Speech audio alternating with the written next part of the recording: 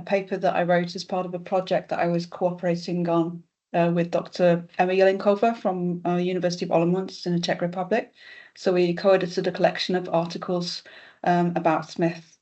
And just to talk about her a little bit, and I should actually share my screen, shouldn't I? So I can show you my PowerPoint. 1 second. Okay, I hope you can see that there. Yeah, works. Good. Super.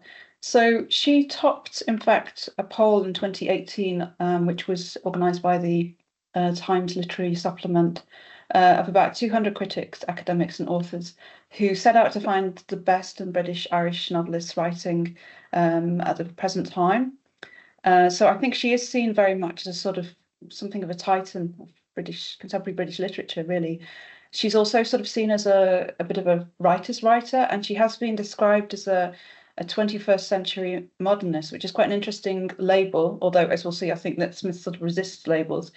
But it is something perhaps we could talk about later, about how we apply that term to her work.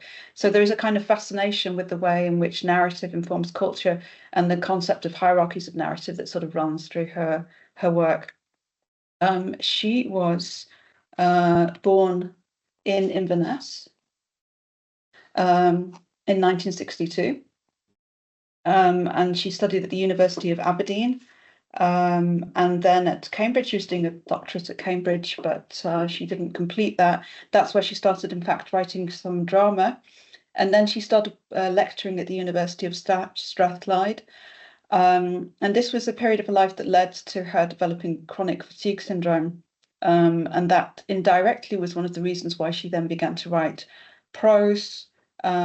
And she now lives in Cambridge, in fact, with her partner, the artist and filmmaker Sarah Wood. So she's been, I mean, of course, we're talking here about a massive oeuvre, really, of prose, of drama, of essays. And I thought that I would just select the 4 books which have been nominated for the Booker Prize. So these include Hotel World, The Accidental, How to Be Both, and Autumn. And with regard to that, Autumn, this was the first part of her Seasons Quartet, which, if you've read it, I think you will know it's this whole series of books. It's a kind of mind-blowing tour de force in which she produced a novel a year during the turbulent period of the pandemic and then the end of the first Trump administration. Who knows what she'll do with the second one, right? The aftermath of Brexit, and she sort of succeeded in meaningfully incorporating the political and cultural fallout from all of those events into that ongoing project. And she contextualized each within the sort of dizzying web of allusions to literature, to music, popular culture and art. And those were just some of the ingredients that went into her writing. And I'm pointing that out because what I'd like to do is to devote the first few minutes of this presentation to actually thinking about Smith and her relationship with Scotland, because given that there's so much going on in her work, can we or should we think of her as a Scottish writer when it's not necessarily the obvious focus of what she does? And she indicated as much in an interview with Caroline Gonder, where she said, I don't find labels at all helpful. Where do you start? Where do you stop? Scottish, lesbian, right-handed, Catholic, Invernessian, everything is relevant and none more relevant than the other. But we don't really have to resort to labels with Ali Smith, because I think she does something that's far more interesting with her writing. So rather than see her as a Scottish writer or someone who writes about Scotland exclusively, what she does is to embrace her position as someone who originates from the geographical and cultural margins, and to critique those narratives which calcify or polarize contemporary culture and society, whether they relate to political extremism, gender, race, or nationalism. And in a more recent interview with Annie Rutherford, she states, really, it's an inheritance to have been born in a Scotland which was on the margins of things, on the margins of a larger country, and to some extent on the margins of its own history.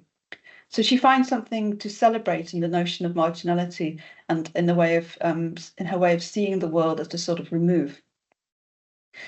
According to Fiona McCulloch, Smith's writing speaks for the dispossessed. And Smith writes from a Scottish cosmopolitan perspective, which, though not immediately obvious upon first glance, resonates throughout her pages like an ethical palimpsest, much like those sidelines characters otherwise erased by mainstream society.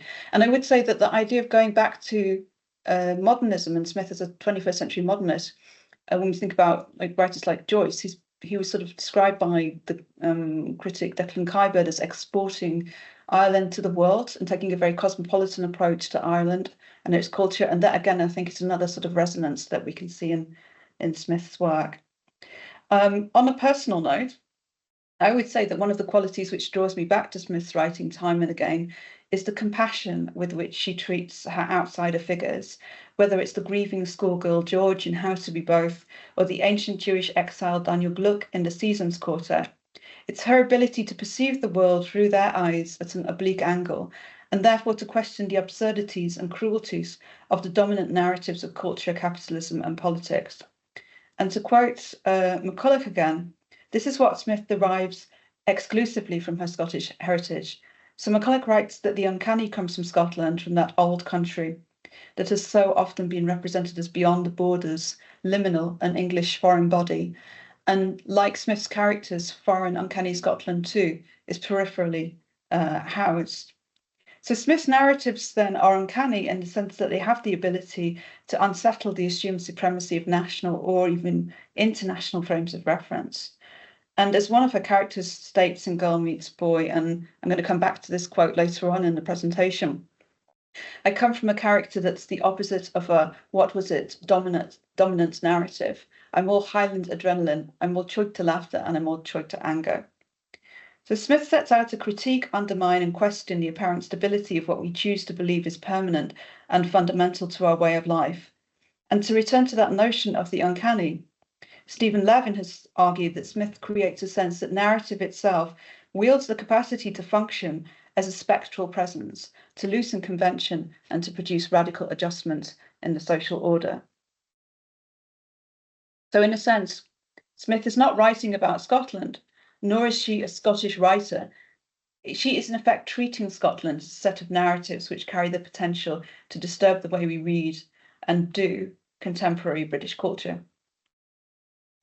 So I'd like now to turn to Girl Meets Boy, which was published in 2007 as part of the Canongate Myth series. And I think most prominent amongst those was also Margaret Atwood's book, The Penelopead. So in Girl Meets Boy, Smith revisits Ovid's tale of Iphis and Ianthe from the Metamorphoses.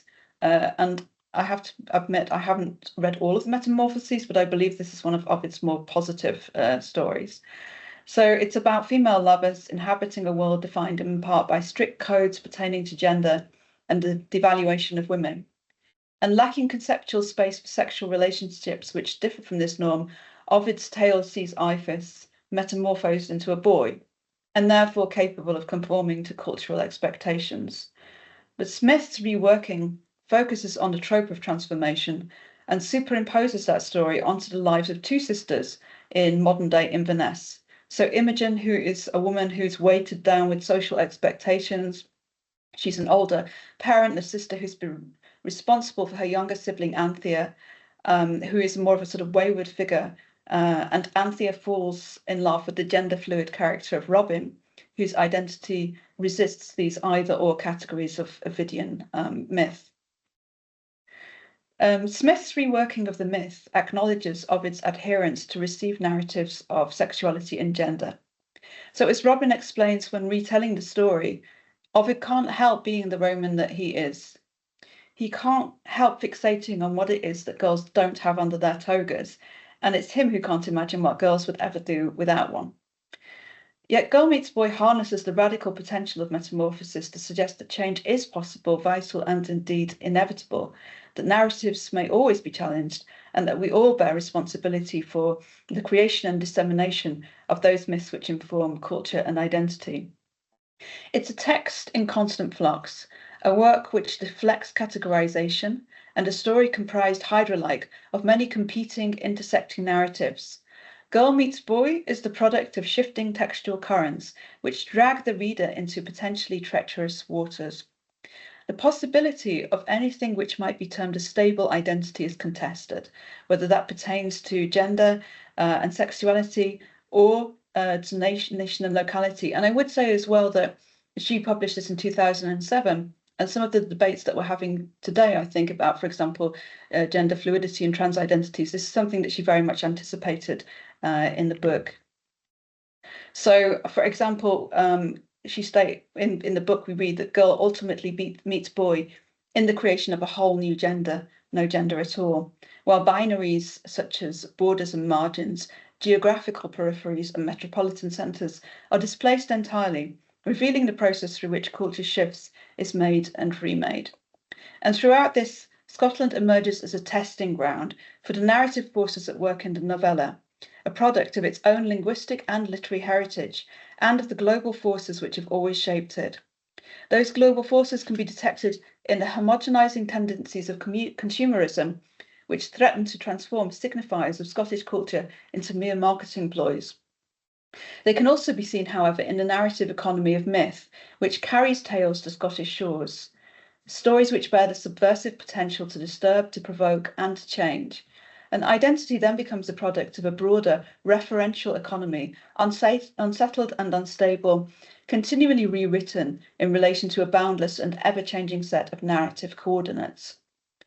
Girl Meets Boy encourages the interrogation and reinscription of socially and culturally ordained myth. Such a process encourages a new vision of Scotland as a locus of interplaying mythologies, physical territory reimagined or reshaped in the minds of the novella's characters as an arena of competing stories, both product of the subjective conscious and of globalized systems of representation. The country is reconstructed as a third space, liminal territory in which girl meets boy, global meets local, borders cross and blur, and the potential for radical and meaningful change is opened up. So I'd like to, first of all, explore the way in which myth as a kind of conceptual area, how that it feeds into the book, and how Smith achieves this kind of potential for raising our awareness and understanding of Scottish identities. While proclaiming timeless truths, myths are ultimately subject to change with each retelling. These are stories which intersect on a range of levels, whether in terms of the given mythology from which they spring, or through interaction with the oral and literary heritage of the cultures into which they seep. So as Lyndon Davies has observed, myth is an endless temptation, but it's also woven into the fabric of the languages we use. Every time a poet sits down to write, a painter to paint, a musician to play, they find themselves enmeshed in a discourse that is already speaking through them and for them, nudged by an intention that relentlessly insists on the primacy of the structures of meaning that support it. So Davies alludes here to the paradox which rests at the heart of myth. On the one hand, its currents so deeply embedded in our cultural circuitry that avoidance of myth is impossible. But on the other hand, each successive iteration carries with it the potential for transformation and for genuine change. And this tension between change and continuity both structures Girl Meets Boy and functions as a novella's core dynamic. So as Kay Mitchell has argued of the text, and this comes from a series of articles edited by Monica Gamana and Amelia Horton on Smith, Mitchell writes that it is change that facilitates continuity. We are transformed, and yet elements of the pre-transformation self-persist and develop. To be is simply to be changeable, transient. Of its metamorphoses is comprised of such stories, and in taking up this conception of metamorphosis, Smith edges towards such a labile sense of identity. The fundamental reiteration of this myth functions as the base narrative of the story. So Anthea, the younger of the two sisters, falls in love with the local rebel and provocateur Robin, whom Anthea initially mistakes for a boy. And of course, as I just mentioned in Ovid's myth, Iphis, a girl disguised as a boy, falls in love with Ianthe, another woman. Following a timely act of divine intervention, Iphis, and this is Robin's retelling of the myth, Isis is transformed into the boy that she and her girl needed her to be, and the boy their two families needed, and everyone in the village needed. So consequently, Ovid narrates his way around the issue of same-sex love, which would defy cultural norms. For as he states, nature, stronger than them all, consenteth not thereto. While the impetus of Ovid's tale is ultimately towards compliance with social expectations, Smith has her characters subvert, challenge, or reject such limitations. Metamorphosis thus carries the radical potential for upsetting predetermined roles, and gender is reconceived as mutable, fluid, and plural rather than binary. And there's this wonderful quote in a part of the book where Anthea and Robin are making love, and she says, "I was a she, was a he, was a we, were a girl and a boy and a boy. We were blades, were a knife that could cut through myth." So the myth is thus taken apart, cut through, even as it's retold, made to function in an entirely new context in which its revolutionary dynamic for change can be exploited. That potential for transformation is extended in a parallel narrative in which Anthea's sister Imogen, weighted down by social expectations as family breadwinner and career woman, ultimately finds her own voice. "I'm tired of feeling things I never get to express," she says, "things that I always have to hold inside. I'm fed up not knowing whether I'm saying the right thing when I do speak." Imogen's joy in finally being able to express herself, to face down the myths which have confined her, is rooted in a realization and celebration of difference. And she is the one who ends up uttering that quote, which I mentioned earlier, when she says, "I come from a country that's the opposite of the dominant narrative. I'm all Highland adrenaline." Scotland, its history and cultural status are rendered as minor narrative, carrying the potential to disturb and upset received cultural models. And the minor narrative, according to Dipesh Chakrabarti, celebrates the non-rational, undermining the homogenizing tendencies of the major narrative and its essentialist rhetoric. Imogen's laughter is Toita laughter, a laughter which springs from her renewed sense of identity as Scottish, Gaelic, as Highlander. And as I will later assert, the impetus of myth is towards the global and the homogeneous, the compression of time and place, whether as Ovidian tale of metamorphosis or as a function of capitalist ideology. Myth posits belief or assumption as timeless universal truth, whether that truth is the impossibility of same-sex relationships or the prevailing myth that thinness is more beautiful. Another quote from the book. Contextualization, whether geographical or historical, appears to offer a point of resistance to all myths, emphasizing difference, alternatives, and facts which undermine any pretensions towards universality. And thus, Imogen's celebration of her own identity as located in difference, as minor narrative, carries with it the potential to upset dominant frames of reference and to serve as a base point for genuine change. So that's the first sort of use of the myth of Iphis and Ianthe then as this kind of base structure for the story. But I would say that the second iteration of that myth occurs in the way in which Smith thinks about the actual act of narration. And this occurs particularly in a moment where Robin is narrating the story of Iphis and Ianthe to Anthea. So it's reframed by Robin, who admits to imposing far too modern a reading on it. And this version that she tells Anthea is marked by digression and subversion, a new rendition or reworking of the myth through the ancient medium of oral tradition. A collaborative effort, the story is continually changed or altered by Anthea's interruptions and interrogations, which serve to reframe and rewrite the myth anew. So, for example, this is Robin's attempt to relay Iphis's mother's prayers to Isis. And she says the woman went off to do some praying of her own.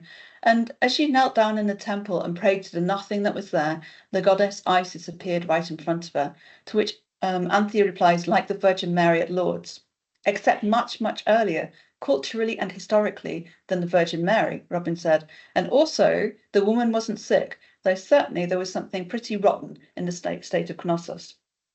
Isis finds her immediate counterpart in the Virgin Mary, so there's a subtle echo there, of course, of ancient acts of goddess worship. And Robin's nod to Hamlet invokes a further level of intertextuality, grounding the myth in alternative literary traditions. Furthermore, Anthea's interjections serve to highlight the referential nature of myth-telling, for in participating in the act of storytelling, she refers back to oral-based traditions of narration, which were performative and dependent on audience collaboration. And so while Robin claims to impose a modern reading on the story, the method of storytelling itself is rooted in ancient forms of narration, which stretch back to the Gaelic bardic tradition and beyond. In her study of the Scottish legendary, Eva von Consten asserts that narrative intrusion is a feature of Scottish medieval literature, carried over from its reworking as oral narrative. Indebted, she writes, to patterns of oral storytelling, the narrator and his narratives form a collaborative unity in which the story level relies on narratorial comments. This in turn may help to explain why meta-narrative is so frequent in medieval literature. Thus, the narratorial cross-currents of Girl Meets Boy might be understood in terms of oral systems of storytelling, systems which have been unwittingly absorbed by the written text. Smith's story succeeds in functioning through both systems of relation simultaneously, in Robin's digressive narrative and in its representation on the written page. So we have this idea of the myth structuring the book itself. We have this idea of the act of narration sort of feeding back into oral narratives. And then I would say that the final iteration of the myth of Ifis and Ianthe inheres in the way it resonates beyond the pages of Smith's novella. So if the book foregrounds the concept of renewal, of continuity and changing continuity, Ovid's story becomes metonymic of that process. Effectively, Smith's text offers a replay of the concept of metamorphosis, both at the macro level of narrative structure and at the micro-atomized level of language. Almost fractal-like in its construction, Girl Meets Boy embraces intertextuality at every turn in order to demonstrate how we recycle the stories we inherit, and in doing so, create our own altered realities. Thus, for Imogen, the radical new potential that she unearths in embracing her identity as Scottish, Highlander, and Gaelic enables her to reappraise stories from her own family's past, to reread them in the light of this new perspective. So, for example, she's on a train on the way back from London, having broken with the company that she works for. So she's working in marketing, and she's on the train and she says, she recalls the legend of a woman from her own clan, the Guns, who chose death over marriage to a suitor she didn't like. And Imogen observes, I used to think that story of my far back ancestor was a morbid story, but tonight, I mean this morning, on this train, about to cross the border between there and here, a story like that one becomes all about where we see it from, where we're lucky enough or unlucky enough to see it from. Imogen undergoes a mental metamorphosis, a change in perspective, enabling her to reconceive her identity in terms of an altered relationship with the past. The story then becomes a defiant act of refusal and self-affirmation, rewritten as resistance or empowerment rather than a fetishizing of the past. In effect, she's traded a limited vantage point for a much wider one, enabling her to reclaim this personal myth, and in doing so to reposition herself as part of a wider network of narrative threads. And these are threads which extend into the oral traditions she takes from her Scottish heritage, as well as outwards to those myths which she receives as both European and global citizen. The convergence of these myths gives birth to an intertextual web which is continually exploited, altered and realigned as it becomes contextualized in lived experience and the imagination. On this inherent capacity of myth for revision and renewal, Tudor Blenestino has observed, it's important to emphasize that each reiteration of socialization scripts in which social roles and social order are given anew is also the occasion of glimpsing a realm of disorder and alterity that may be engaged with productively. Narratives thus provide the opportunity to revise the social value of myth. This revision may help to change the material practices in which the social roles and scripts derived from myths are enacted. Blenestino's insight is helpful in guiding us to the core dynamic of Smith's text. Metamorphosis unfolds everywhere and all the time, and thus continually offers new alignments for the construction of identity, whether in terms of gender, nationality, or sexuality. Each fresh iteration inevitably brings us back to the metonymic heart of Girl Meets Boy, that transformative tale of Ifis and Ianthe, and the way in which we read our sense of self as an intertextual maze of conjoining and diverging narratives. Okay, so now I'm going to focus a little bit more on the way in which I see Scotland as used as a kind of almost like a testing ground in Girl Meets Boy for the way in which myth informs identity. So this process is effected through what might be termed a narrative economy, in which stories are traded, transformed, and received. Myth-making may be regarded as a form of globalization, with the stories which wash up on Scottish shores mixing with those the Scots tell about themselves, so that it ultimately becomes impossible to determine the boundaries between Scottish and English, European or global narratives. All are subsumed into a complex awareness of identity, which is in a constant state of flux. And indeed, as Homi Bhabha has argued, the conceptualization of any nation as its own intrinsic story, unmarked by the influence of external narratives, can only be achieved through the death, literal and figurative, of the complex interweavings of history and the culturally contingent borderlines of modern nationhood. So while Smith's Highlands birth their own myths, these inevitably find their way into a wider narratorial circuitry and are perceived through, as it were, a bifurcated lens, a lens which might zoom in on the positioning of a myth within a given location and historical context, but which may also enable the repositioning of that myth within a wider shifting network of interconnected stories. Stories then are not to be taken in isolation, but as a kind of portal or bridge, enabling transition and metamorphosis, psychological, social, and cultural. And as Anthea states in the closing pages of the book, it was always the stories that needed the telling that gave us the rope we could cross any river with. They made us be natural acrobats. They made us be brave. They met us well. They changed us. It was their nature to. Storytelling emerges as a way of holding a dialogue with the rest of the world, in which a narrative exceeds or overspills its origins, taking on new meaning as it encounters fresh models of identity. So this is myth as, in effect, positive globalization, respecting difference and contradiction, even as it feeds into alternative narrative structures. But countering that concept of positive globalization is an exploration in the book of what might be termed negative globalization, of the way in which myths, when shared irresponsibly, may serve to limit or prescribe rather than to carry liminal or transformative potential.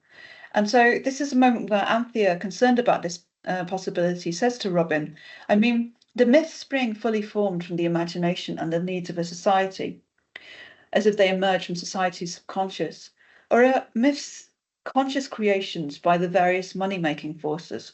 For instance, is advertising a new kind of myth-making? The companies sell their water by telling us the right kind of persuasive myth. Is that why people who really don't need to buy something that's practically free still go out and buy bottles of it? Will they soon be thinking up a myth to sell as air?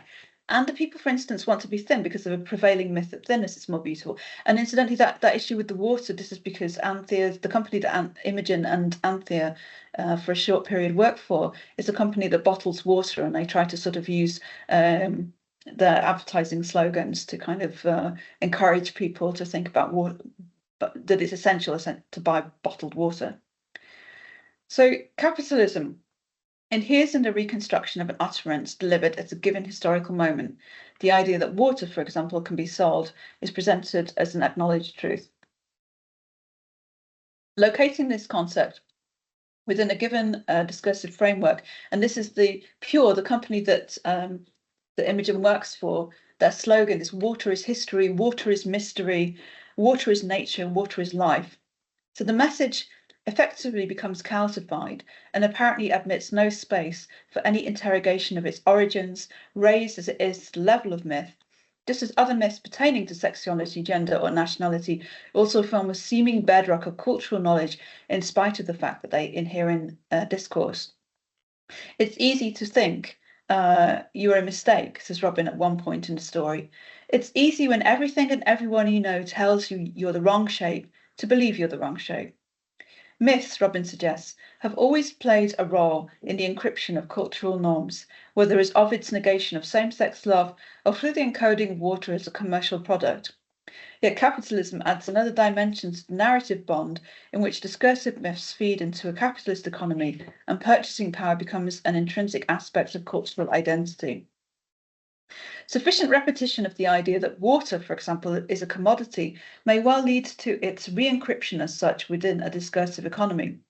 Imogen and initially Anthea, being employed by this company called Pure, which sells bottled water, This leads Robin to angrily deface an advert for Pure with the words, "Don't be stupid, water is a human right. Selling it in any way is morally wrong." And she doesn't get that far because the police take her off, okay? The recoding of humans as consumers and of human rights as needs invented by the marketplace is bound up in the idea of modern myth, which transforms the contingent into the eternal, the marketing ploy into universal truth. And as Kay Mitchell writes of Anthea's observation that advertising may well be a modern mythology, myth here expands to encompass various kinds of cultural persuasion and manipulation. It intervenes between subject and world. It distorts self-perception. It services the economy. That process of intervention to which Mitchell refers, the altering of an individual's perception of the world and their place within it, extends beyond the transformation of human right into commodity. It attaches itself to an entire raft of signifiers pertaining to identity, including nationality. So Scottishness is thus reduced to a series of images which extend out of Pure's marketing strategy, bottled identity, as Imogen terms it. During one of the Pure creative sessions, as they're called, both sisters are forced to sit through a presentation in which images of Scotland are brought up on a projector. The town, says Anthea, the river I'd just thrown a stone into, running right through the centre of it, the sky, the elegant bridges, the river banks, the buildings on the banks, their shimmering second selves standing on their heads in their reflections. This is the calcification of locality, its reincarnation or metamorphosis as second self, preserved through a camera lens and sealed in by a range of signifiers intended to determine its meaning. Once a locality, in this case of course Inverness, is preserved as a photographic record, it becomes in some sense fetishized, sealed within a matrix of signification, to be read or categorized according to a culturally determined set of myths about Scotland. The Tuesday Creative Lecture is basically tartanry in action, exploiting images of castles and lochs, valleys and highland cattle to provide a marketing context for a given product, pure water. Where Imogen finds in her Choita heritage the potential for a transformative sense of self, the reductive discourse of global commerce flattens Gaelic culture into a few easily absorbed symbols, which can then be used to control and sell a specific myth of Scotland. Girl Meets Boy is an exercise in the creation of discursive space, even in the midst of what appear to be the most rigid and inflexible of socially prescribed narratives. If water is marked analogically in Smith's novella for its metamorphic properties, then it's also marked by its carnivalesque ability to subvert, to escape, bypass, or transform the conduits into which it is poured. Water is excess, constantly overflowing its limits, in a state of flux, even while it's apparently contained or channeled, just as language, story, and laughter offer a way of clearing space for subverting cultural narratives. As Imogen tells her partner Paul, "I'm tired of feeling things I never get to express, things that I always have to hold inside. I'm fed up not knowing whether I'm saying the right thing when I do speak. Words are coming out of me like someone turned on a tap." Language, then, like water, cannot be contained, and once released, it poses an existential threat to the forms and structures which would seek to contain it. The carnivalesque, in its unstymied release of language and laughter, carves up these received narratives. So it's no accident, for example, that Robin dresses up masquerade style to deface the pure sign. Her clothes are kind of visual play on nationality and gender. And so this is the point where Anthea first sees Robin and of course thinks that she's a boy. And she says the boy up the ladder at the gate was in a kilt and sporran. The kilt was a bright red tartan. The boy was black waistcoated and had frilly cuffs. I could see the frills at his wrists as I came closer. I could see the glint of the knife in his sock. I could see the glint of the little diamond spangles on the waistcoat and the glint that came off the chain that held his sporran on. Duncan Petrie has argued that Scottish identity is too often constructed in terms of its otherness to an England which is bourgeois, self-interested, stuffy, repressed and effete. Consequently, argues Petrie, this kind of discourse necessarily privileges an overtly masculine and heterosexual concept of native virtue. So it's interesting to note that Robin's visual joke, in fact, points to a gendered ambiguity inherent in Scottish national dress itself. And incidentally, of course, like Smith's kind of alluding to that when she talks about Ovid and his obsession with togas. And yeah, I went online. I was trying to find something unusual with regard to kilts, and I came up with the high-vis kilt.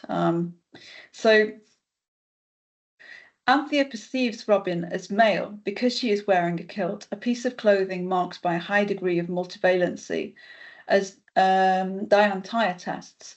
The kilt's own ambiguity as a multivalent signifier of ethnicity, gender, and sexuality. Ali Smith here excavates and exploits the liminality inherent in one of the most salient signifiers of Scottish national identity. Space for the interrogation of cultural forms of reference can actually be created from within those reference points themselves, a kind of performance of nationality which plays on expectations.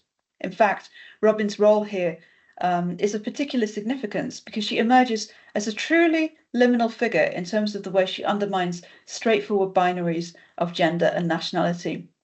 And it's not just her ambiguous choice of clothing which disturbs, but also her, in general, her hybrid outsider status. She's another of Smith's outsider figures. Imogen, fretting over her sister's relationship with Robin, says she was a bit different. And didn't people used to say that her mother was black, Robin Goodman, and her father was white? Or was it the other way round? And was that even true? It's the lack of knowledge about Robin's origins which disturbs Imogen so much. Robin's elision of easy modes of identification as white, Scottish, female, and heterosexual. Robin's subversion of the norm is not a deliberate rejection of such categorizations, but a kind of slippage between them. A character who embodies all the contradictions and ambiguities of discourse surrounding contemporary Scottish identity. Robin harnesses a carnivalesque joy in order to savage the safe distinctions between signifiers of identity and representation through her visual puns on national costume and gender-bending acts of street theatre, which later see her and Anthea engaged in scrawling politically motivated graffiti around Inverness.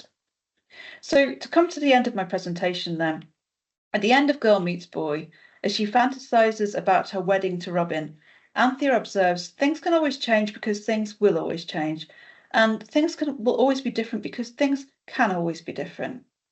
It is that possibility that can be which haunts Ali Smith's novella. It's a possibility which is embedded on both a local and a global level, in the language that we use and the myths that we exchange.